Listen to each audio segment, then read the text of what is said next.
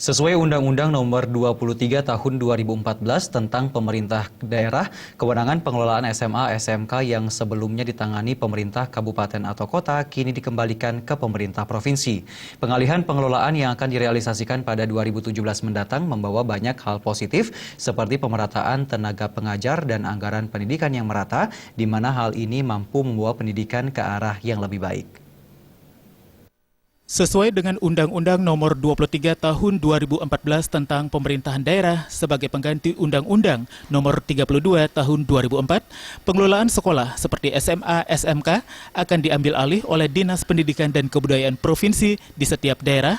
Pengalihan pengelolaan utamanya yakni di bidang administrasi. Pengalihan pengelolaan pendidikan SMA SMK sederajat dari pemerintah kota ke provinsi dinilai sangat baik. Salah satu pengelola pendidikan, Wayan Sukle Arnate, menyampaikan apresiasinya jika pendidikan SMA atau SMK dikelola oleh pemerintah provinsi. Sukle Arnate menyampaikan jika nantinya pengalihan pengelolaan utamanya direalisasikan, akan ada pemerataan tenaga pendidikan yang akan ditempatkan di daerah-daerah yang minim tenaga pengajar SMA dan SMK.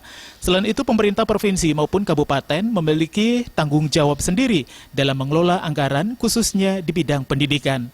Selain kedua hal itu, pengalihan pengelolaan akan membawa lembaga pendidikan SMA maupun SMK ke arah yang lebih baik karena akan ditangani secara khusus oleh pemerintah provinsi.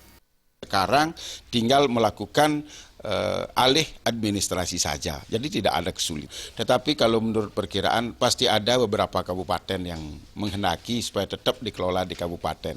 Mungkin faktor-faktor yang masih harus dipertahankan oleh kabupaten karena bagaimanapun di situ ada pengelolaan anggaran.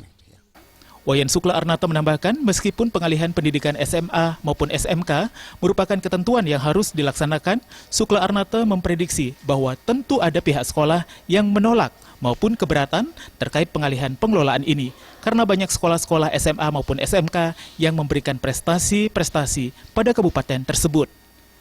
Meriantika